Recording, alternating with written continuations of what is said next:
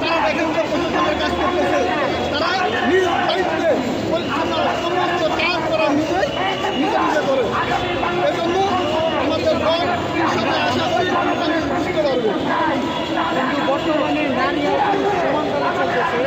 আগের সংসদ দলগুলোতে দেখেছি সংরক্ষিত মহিলা আসন ছিল, যে আপনারা সরকার গঠন করেন তাহলে মহিলা আসন দিবেন। মহিলা আসন জীবনের আপনি পিছনে আপনি আফগানিস্তান উপস্থাপন করতে পারেন। এখন আফগানিস্তান বাংলাদেশের মধ্যে এই পৃথিবীর ভিতরে আপনার সিস্টেম আছে। 4 বছরে দেশকে তারা নিয়ে গেছে মুক্ত হিসাবে দেশ করেছে।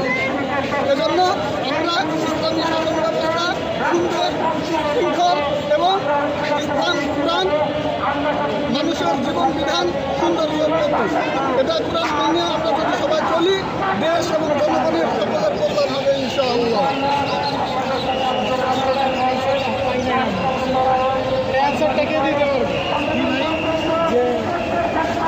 হীরের থেকে বেশি দামি, স্বর্ণের থেকে বেশি দামি। অর্থাৎ একটা স্বর্ণ এবং হীরা রাস্তাঘাটে ফেলায় রাখা যায় না। আমরা এই চিন্তা করে, ইসলাম এই চিন্তা করে তাদেরকে সংরক্ষণ করার জন্য, আমরা রাস্তায় বের না করার জন্য তাদেরকে সংসদে আনতে চাচ্ছি না। কারণ তারা স্বর্ণের থেকে বেশি দামি, আর এই স্বর্ণ রাস্তাঘাটে ফেলায় রাখা যায় না।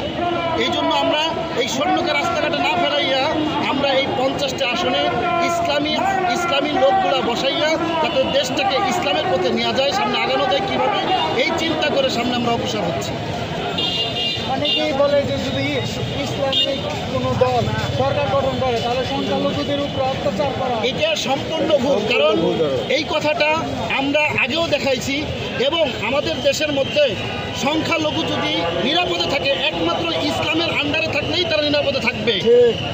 দেশের মধ্যে হাত পাখা ইসলামের জন্য, হাত পাখা মার্কা আমাদের ইসলামী আন্দোলন বাংলাদেশ, যিনি আমির আমাদের পিসা হুজুর, ইনার আন্ডারে আমরা দেখেছি বরিশালে যত হিন্দু সংখ্যালঘু যারা আছে তারা হুজুরের হাতে হাত রেখা কাঁধে কাঁধ মিলাইয়া তারা একসাথে কাজ করছে, এবং তারা বলছে এই বাংলাদেশে যদি কোনো সংখ্যালঘু নিরাপদে থাকতে চায় তাহলে সে হলো চরমোনাই পিসা হুজুরের হাতে হাত রাখো, তাদের সাথে কাঁধে কাঁধ মিলায় কাজ করো, তাহলে সংখ্যালঘুরা এদেশের মধ্যে নিরাপদে থাকবে এবং তাদের সমস্ত জানমাল রক্ষা তারা সুনিশ্চিত করতে পারবে। বর্তমানে নারী অধিকারের নামে যে আন্দোলন করা হচ্ছে এবং ইসলামে যে নারীদের উপরে যে অধিকারটা দেওয়া হয়েছে, কতটুকু